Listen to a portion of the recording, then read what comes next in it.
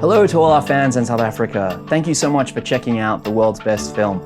My name's Joshua Belinfante and I made the film you've seen or you're thinking of seeing. So the guys at the Garden Route International Film Festival have asked me a bunch of questions and I thought I'd get through them now just to give you a bit of insight into how I made the film and all the kinds of lovely challenges I had along the way. So without further ado, let's jump into it. Well, I made the film to say something to the world. I wanted to make something for people that have been feeling lost in their lives. They might not know what to do with their lives. They might have been putting something off that they wanted to do since they were a child. I wanted to really get in touch with people's inner child, and the only way I could think of doing that was traveling the world and meeting a very wide cross-section of people from all walks of lives, cultures, language backgrounds, and experiences.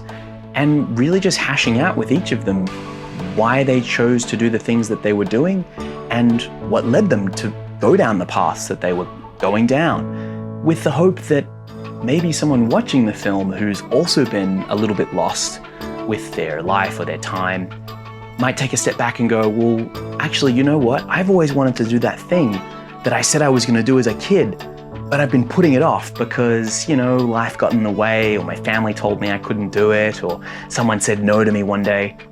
Well, I wanted that all to go out the window. I wanted people to see a really wide cross-section of people that have made a life rather than a living.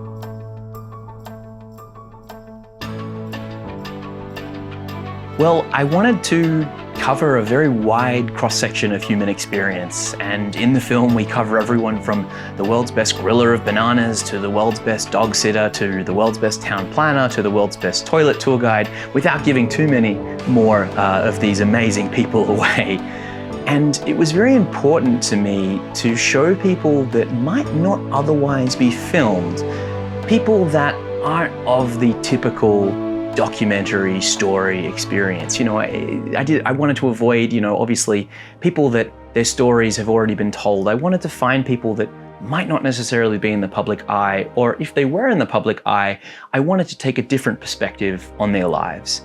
And I also wanted to talk to everyone from a 1-year-old child to a 94-year-old human, and whether they were a man or a woman, because I wanted to show people this human experience, and hopefully they come away with the idea that actually our struggles are all very similar, and really we all kind of want the same things.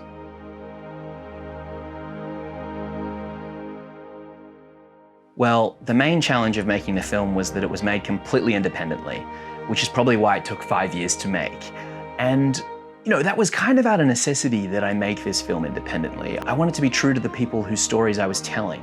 And I also wanted to interview them in a way that I could reflect on my own personal reasons for meeting these people. So a lot of that didn't come out all at once, and it was very challenging to balance this personal with the subjective, and the objective being what the audience is going to interpret these people's stories as being. I think it's important to release a film like this now in the global pandemic that we're facing. Many people around the world have been told to put their lives on hold. They've been told that they won't be able to do the things they always wanted to do.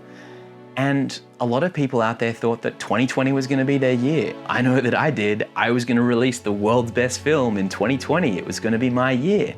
And it still has been. And I'm so thankful that I am able to release this film online for people like yourselves. So I think it's important to release this film now, all about people that are striving to live their best lives, because in our own ways we can live our best lives. Even if we are stuck inside, there are still things we can do. We've never been at a more amazing point in history to have access to all kinds of things that we can be doing, whether it's pursuing a new hobby, learning a new language, writing a new manuscript, or just sitting on the couch. I mean, it's the first time in history you could save the world by sitting on your couch, which is amazing. So I look at that and I go, well, I couldn't have made the film I've just made now in a post-COVID world.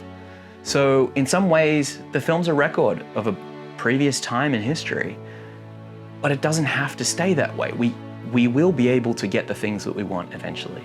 I really hope you enjoy the film, and I can't wait to hear from you about maybe some of the things that you think you might be the world's best at.